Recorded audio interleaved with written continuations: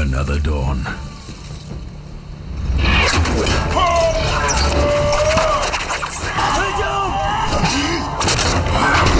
A lifetime of sacrifice. All for this moment.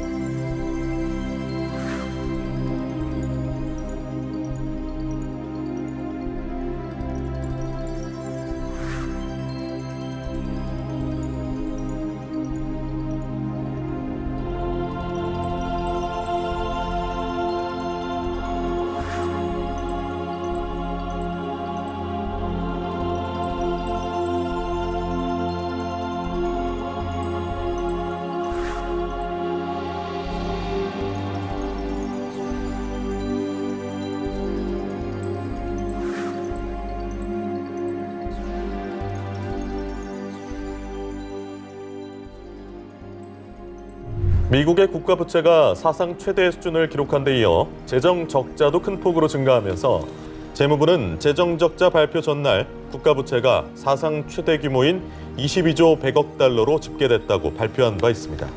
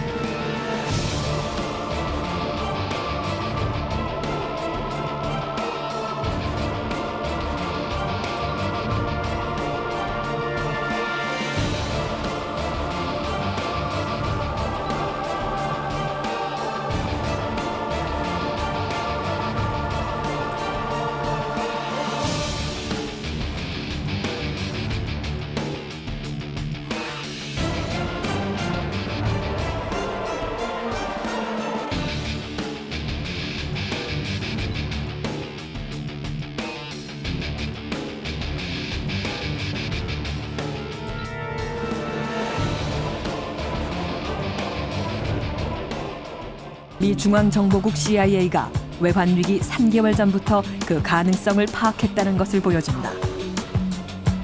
한국 정부 관계자들이 겉으론 아무런 문제가 없다고 자신 있게 말하던 시기였다.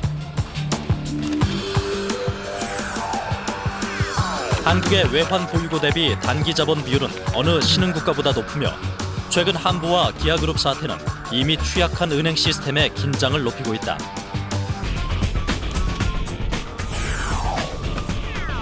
외환 보유고 대비 단기 부채가 막대한 인도네시아와 한국은 해외 은행이 신용 공급을 중단하면 유동성 부족에 직면할 수 있다.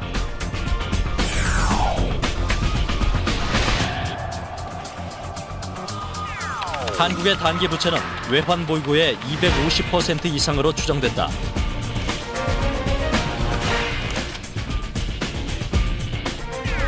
투자자들은 태국에서의 투자 손실을 만회하기 위해 아직 가치가 있는 한국의 주식들을 팔아치울 수 있다.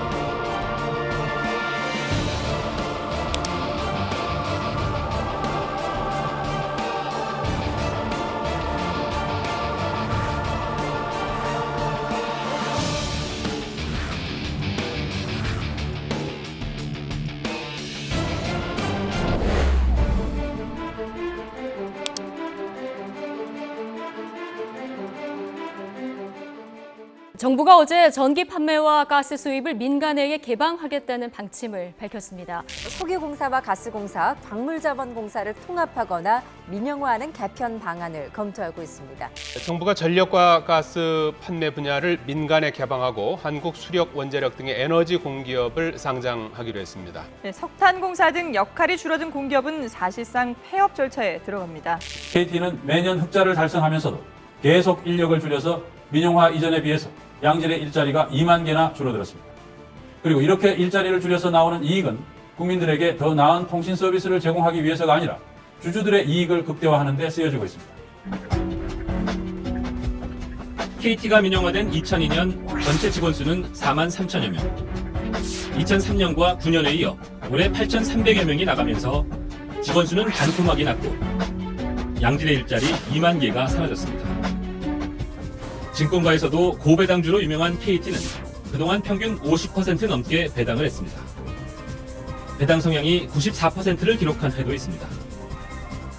공기업 시절엔 10%대, 지난해 국내 상장사 평균이 17.9%인 것과 비교해 큰 차이가 납니다.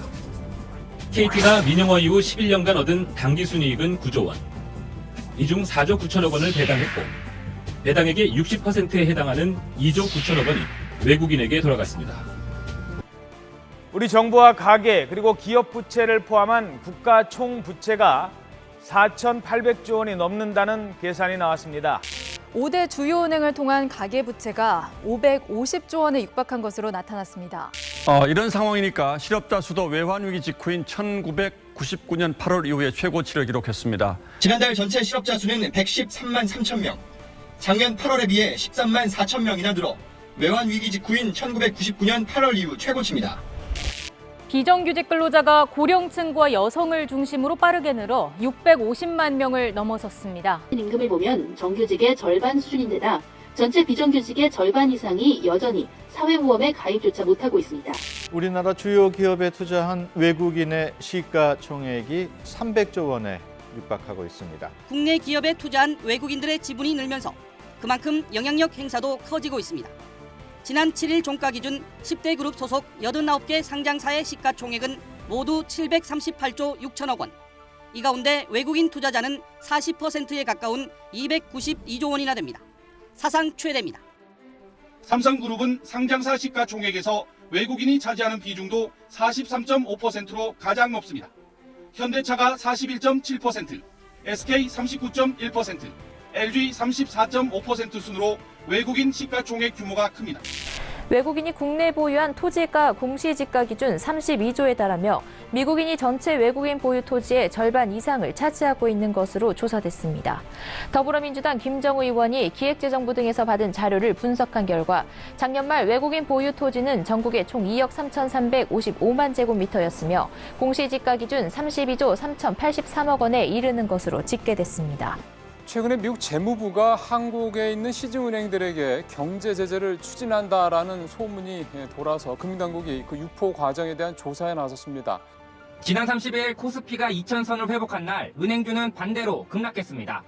4대 은행 주가 모두 4에서 5% 내려갔는데 특히 KB금융과 하나금융은 지난해 4월 이후 최저치로 떨어졌습니다.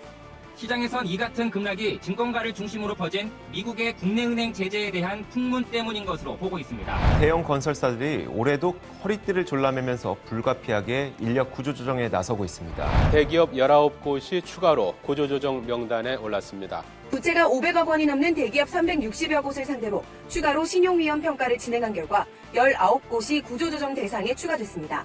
상장사도 동아원을 비롯해 3곳이 포함됐습니다. 지난 7월 정기평가에서 출연한 곳까지 합하면 올해만 54개에 이릅니다. 추가로 선정된 19개 기업 가운데 워크아웃 절차를 밟게 되는 C등급이 11곳, 법정관리 수순에 들어가는 D등급은 8곳입니다. 구조조정 명단에 이름을 올린 54개사의 빚은 19조 5천억 원으로 글로벌 금융위기가 진정된 2011년 이후 업체 수도, 부채 금액도 가장 많습니다. 세계 순위 6위인 포스코가 1968년 창사 이후 처음으로 적자를 기록할 것으로 보입니다. 현대중공업이 일감 부족으로 해양공장 가동을 중단하면서 결국 희망퇴직을 시행하기로 했습니다. 이렇게 경영 상황이 갈수록 나빠지면서 이 대기업들은 생존 자체를 위해 몸부림치고 있습니다. 삼성은 2014년 방위산업 부문을 한화에 매각했고 지난해엔 롯데그룹에 화학 계열사를 팔았습니다. 한화는 삼성에서 인수한 회사들을 주력으로 정하고 제약, 자재, 광고업 등을 정리했습니다.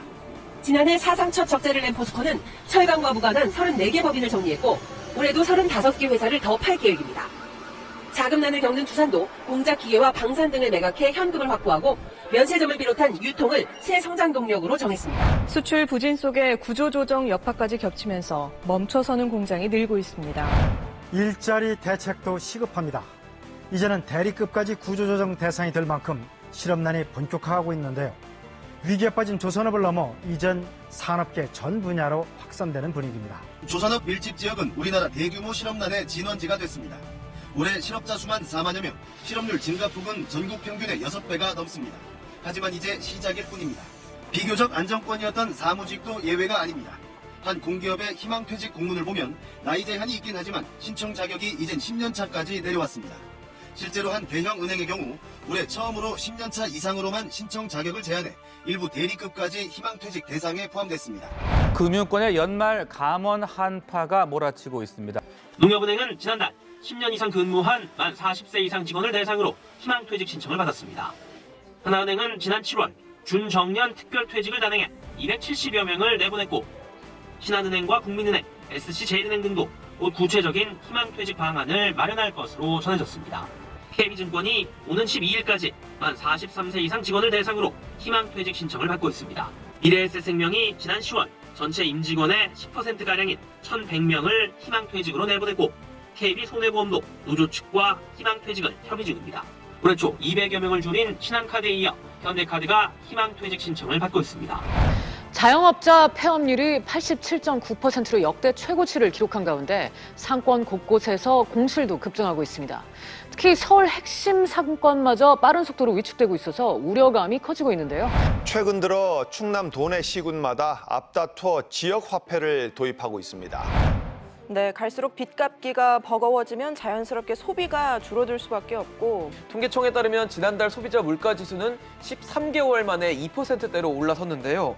이 빚 갚고 남는 돈은 점점 줄고 있고 물가는 계속 오르다 보니까 이 삶이 예전보다 더 팍팍하게 느껴지는 겁니다. 수익을 내지 못하고 빚으로 연명하는 한계 기업, 이른바 좀비 기업이 심각한 문제로 떠오르고 있습니다. 기업 분석 전문업체가 금융업을 제외한 2,000개 주요 기업의 위험 현황을 분석했습니다. 지난해 빚이 보유 자본의 2배가 넘는 부채 비율 200% 이상 기업이 295개로 전체의 15%를 차지했습니다. 이 가운데 빚이 3배 이상인 기업이 149곳이었고 아예 자본 잠식 상태인 곳도 38곳이나 됐습니다. 신재민 전 사무관은 정부가 국채 조기 상환, 즉 바이백을 하루 전에 취소한 것은 있을 수 없는 일이었으며 비상식적인 의사결정이라고 오늘 다시 강조했습니다. 정부가 아예 부채 비율을 정해놓고 갚을 수 있는 나라 빚을 의도적으로 갚지 않았다고 주장했습니다. 바이백은 정부가 찍은 채권, 즉 국채를 조기에 매입하는 것을 말합니다.